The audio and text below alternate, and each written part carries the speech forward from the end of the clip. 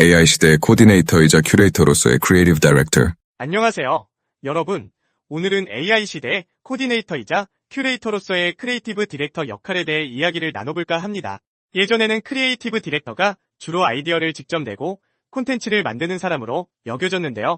이제는 다양한 AI 도구를 어떻게 전략적으로 선택하고 이를 효과적으로 관리하느냐가 점점 더 중요해지고 있습니다. 지금부터 AI 시대에 왜 이런 변화가 일어나는지, 그리고 어떤 역량이 필요한지 차근차근 살펴보겠습니다. 1. 인간과 AI 창의적 협업의 새로운 의미. 첫 번째로, 인간과 AI가 협업하는 방식에 대해 이야기해 볼게요.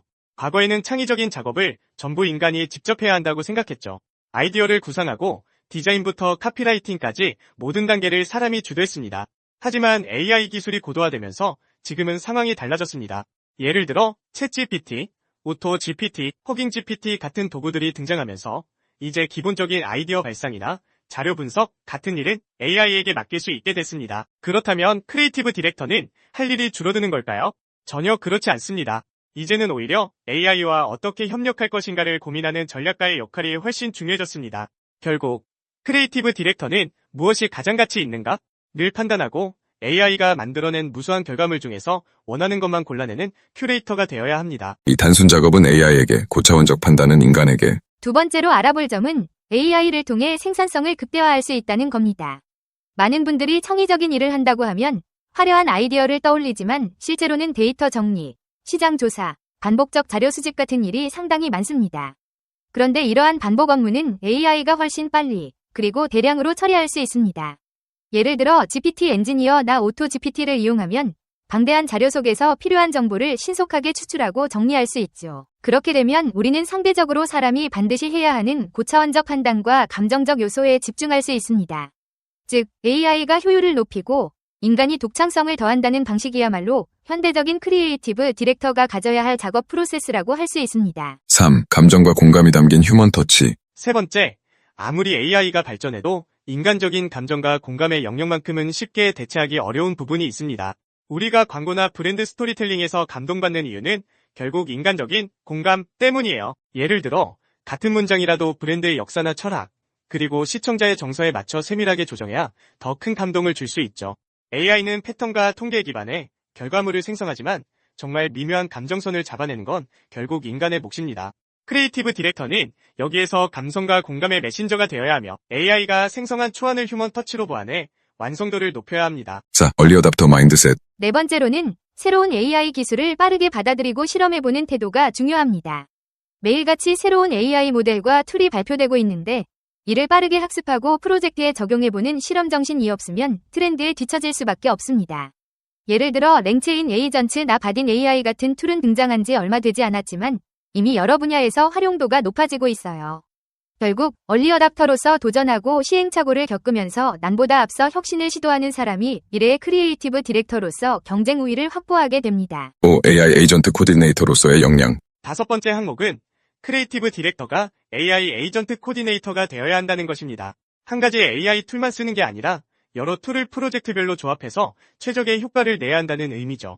예를 들어 이미지 중심의 아이디어가 필요하다면 미전이나 스테이블 디퓨전 같은 모델을, 텍스트 분석이 중요하다면 챗GPT나 GPT-4 기반 도구를 활용하는 식으로 말입니다. 그리고 나서 AI가 생성한 수많은 결과물 중에 브랜드 가치와 소비자 요구에 부합하는 것을 골라내고 때론 합쳐서 새로운 결과물을 만드는 작업을 해야 합니다.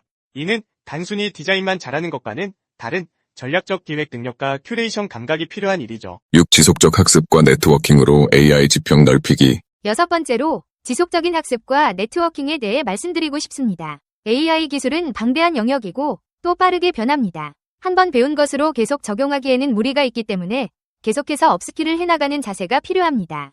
세미나, 컨퍼런스, 온라인 강좌에 참여하거나 AI 전문가들과 소통하면서 새로운 트렌드를 캐치하면 곧바로 프로젝트에 적용해 볼 수 있겠죠. 또한 AI 분야의 스타트업이나 개인 개발자들과 협력 구조를 만드는 것도 방법입니다. 사회 네트워킹을 통해 당신이 가진 창의적 기획력을 뒷받침할 수 있는 AI 자원을 확보할 수 있습니다. 결론으로 오늘은 AI 시대의 크리에이티브 디렉터가 어떻게 코디네이터와 큐레이터 역할을 수행해야 하는지 살펴봤습니다.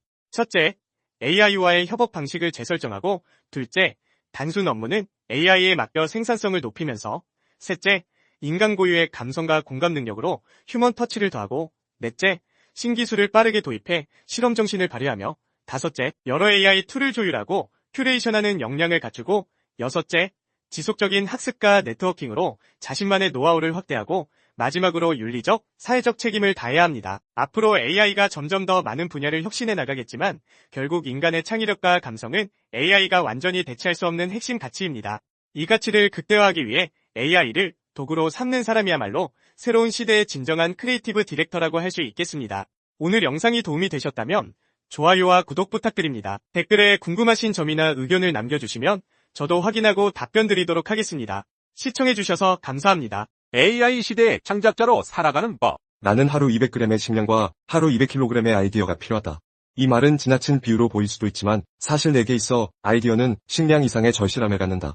대부분의 사람은 매일 먹는 밥과 물리적 에너지를 떠올리며 하루의 생존을 유지하지만 창작자에게는 아이디어야말로 삶의 동력이다. 밥이 포만감을 채워주고 몸을 움직이게 한다면 아이디어는 정신과 영혼을 움직인다. 물론 식량은 굶어선 안 되는 기본 요건이지만 생각 없이 멍하니 살아가는 삶 역시 창작자에게는 굶주림이나 마찬가지이기 때문이다. 처음 글을 쓰기 시작했을 때는 세상에 참신한 무언가를 내놓는다는 희열이 컸다. 막 쏟아져 나오는 아이디어를 주체하지 못해 놓트며 수첩이며 머릿속이며 도무지 가만히 두지 못했다. 이건 참 독특하다. 이걸 써서 인정받으면 어떨까? 라는 즐거운 상상이 종종 가슴을 뛰게 했다. 하지만 시간이 흐르고 내 글이 어느 정도 세상에 알려지면서 유명해지는 것과 돈을 버는 것에 대한 욕망이 수면 위로 떠오른다. 처음에는 책 한 권이 이 세상에 던져지는 것만으로도 희열이었지만 그 후에는 출판사와 계약을 맺고 돈벌이를 하기 위해 적극적으로 글을 고치고 다듬게 된다. 또 어느 시점부터는 명성을 위해 글을 쓰는 나를 발견하기도 한다. 그리고 마침내 내가 마주한 사실은 이 모든 것을 추진하는 진짜 동력은 아이디어를 쌓고 꺼내는 습관이며 그것을 꾸준히 이어가게 만드는 것은 곧 나의 일하는 태도라는 점이다. 일과 노력 그리고 습관은 불가분의 관계에 있다. 하루하루 양질의 식량으로 몸을 살찌우는 것처럼 끊임없이 아이디어의 원천을 파고들고 발굴해야 한다. 그 습관은 더 많이 채우지 않으면 안 될 갈증처럼 매일 아이디어가 새롭게 요구된다. 나는 이제 유튜브에서 글을 쓰고 콘텐츠를 만들기에 이르렀다. 하지만 그럴수록 더 많은 아이디어가 필요하다. 때로는 하루 200kg으로도 부족하다고 느낀다. 그만큼 세상은 빠르게 변하고 사람들의 관심사도 수시로 바뀌기 때문이다. 많은 작가가 그렇듯 내 글쓰기의 여정 또한 희한한 실험에서 시작되었다. 한 번도 본 적 없는 문장을 찾아 헤매고 도저히 생각해내지 못할 이야기를 갈구하며 진귀함을 쫓았다. 그 시기에는 눈앞에 펼쳐진 세계가 마치 끝없는 우주처럼 느껴졌다. 그러나 시간이 지나면서 이 희한함이 현실적으로 가치를 지니기 위해서는 출판사의 인정을 받아야 하고 더 나아가 독자들의 지갑을 열어야 함을 알게 되었다. 그리고 어느 순간 내 글쓰기 습관이 자리를 잡고 글을 생산하는 속도와 질이 안정되어 가자 이번에는 어떤 책으로 명성을 쌓을 수 있을까라는 또 다른 목표가 생겨났다. 이처럼 초기의 낯설m 추구에서 상업적 가치로의 전환, 그리고 명성 추구로 이어지는 작가의 여정은 결코 이상한 흐름이 아니다. 그 과정은 마치 삶의 여러 단계를 거치는 것처럼 자연스럽다. 그리고 이 모든 것을 떠받쳐주는 기둥이 있으니 바로 노력의 습관이다. 기발한 발상 하나가 떠올랐다고 해서 좋은 영감에 이끌려 밤새우며 글을 써낸다고 해서 누구나 성공할 수 있는 것은 아니다. 매일 꾸준히 같은 장소에서 혹은 매일 다른 장소라도 꾸준한 리듬과 태도로 글을 쓰는 사람에게 기회가 온다. 습관은 믿음직하다. 습관화된 노력은 의심 없이 몸을 움직이도록 만들고 습관화된 창의성은 비어있는 머릿속을 어느 순간 또 새로운 영감으로 가득 채운다. 오늘은 쓰기 싫어도 의자에 앉으면 손가락이 움직이기 시작한다. 이것이 습관의 힘이다. 때때로 나는 창의성은 일종의 축적된 근육이라는 말을 떠올린다. 근육이란 한번 만들어지면 쉽게 사라지지 않는 것처럼 창의적 사고 역시 습관으로 단련되면 웬만해서는 고갈되지 않는다는 의미다. AI 시대가 도래한 지금 세상은 이전보다 훨씬 빠른 속도로 지식과 정보를 생산하고 있다. 과거에는 인간의 방대한 지식이나 뛰어난 문장력이 주목받았지만 이제 그 기계적 역량은 인공지능과 컴퓨터가 훨씬 능숙하게 처리한다. 몇 초 만에 수십억 건의 정보를 검색하고 멋진 문장을 자동으로 만들어내는 시대가 열렸다. 이런 현실 속에서 글쓰기 재능과 지식의 희소성은 예전만 못하게 되었다. 그렇다면 이런 상황에서 작가, 창작자 혹은 유튜브 크리에이터인 내가 할 수 있는 일은 무엇인가? 바로 무엇을 해야 할지 아는 사람, 즉 아이디어를 발굴하는 사람이 되는 것이다.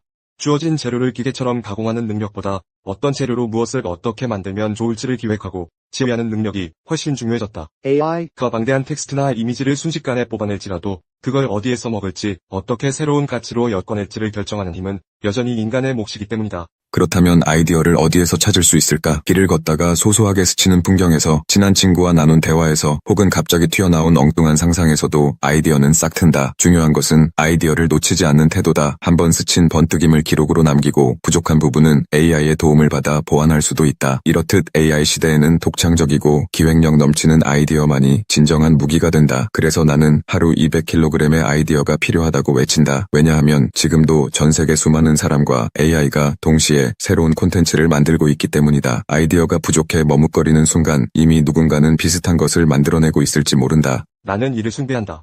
그것이 단순 노동이든 머리를 쓰는 창작이든 어떤 종류의 작업이든 간에 내가 집중하여 땀을 흘리고 몸과 마음을 투여하는 행위 자체를 사랑한다.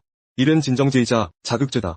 정신적으로 복잡할 때 그 복잡함을 잊게 해주는 진정제이기도 하고 어느 정도 정돈되어 무료해질 때 다시 열정을 불러일으키는 자극제이기도 하다. 사람들은 종종 일과 도피 혹은 일과 놀이를 분리해서 생각한다. 하지만 내게 있어 일은 기분 전환이며 동시에 도피처다. 몰입감 넘치는 업무나 창작 활동에 빠져들 때 느끼는 심리적 안정감과 몰입의 쾌감은 여느 취미나 놀이에서만 느낄 수 있는 것이 아니다. 더구나 치열하게 머리를 굴리고 몸을 움직이다 보면 오히려 내 안의 불안이나 두려움이 소멸되는 기분마저 든다. 일을 하는 것은 일종의 운동이기도 하다. 몸의 근육이 아니라 창작 근육과 사고 근육을 단련시키는 운동과 그리고 그러한 운동의 결과물로 눈에 보이는 산물이 나온다는 점이 나를 더욱 기쁘게 한다. 나는 친구와의 술자리보다 놀이터나 카페에서 수다 떠는 여유보다도 내 글 쓰는 도구와 독자의 반응이 더 큰 즐거움과 휴식을 가져다 준다고 느낀다.